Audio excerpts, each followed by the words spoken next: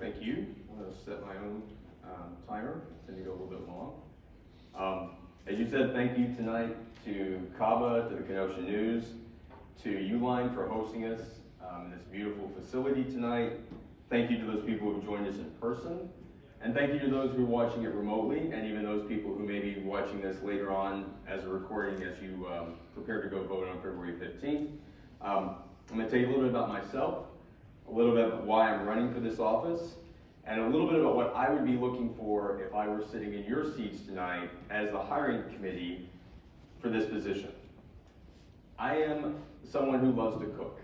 And I know that sounds like an odd thing to say at a political rally, but it matters to me, and I believe it's part of why I like to bring people together. I believe you can solve so many things when you bring people together and you break bread with them.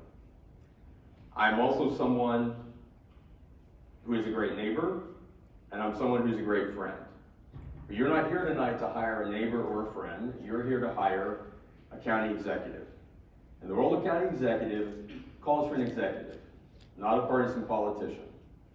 I've got over 25 years experience in health technology, healthcare, and public health policy. I'm also the only candidate sitting up here tonight who has actually served in the legislative branch of Kenosha County.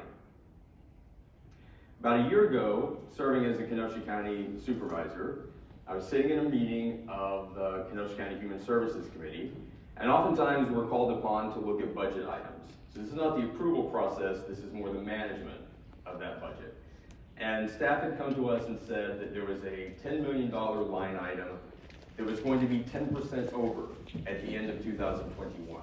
So $10 million line item, 10% over that would be $1 million.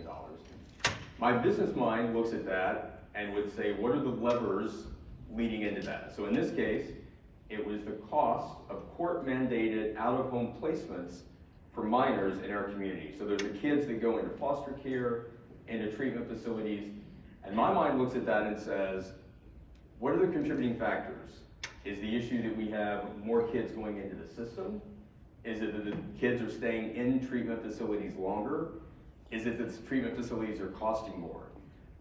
In the absence of that, it's very, very difficult to optimize a solution. And I found it incredibly frustrating that a culture of that type of data was not typically employed with regards to making those decisions. Laying on top of that, the data that we were talking about is actually kids' lives. And kids that were dealing with incredibly traumatic events that I don't want to think about, but I can only begin to think about. That was when I realized, and an executive's business acumen, I'm the candidate that has those two criteria.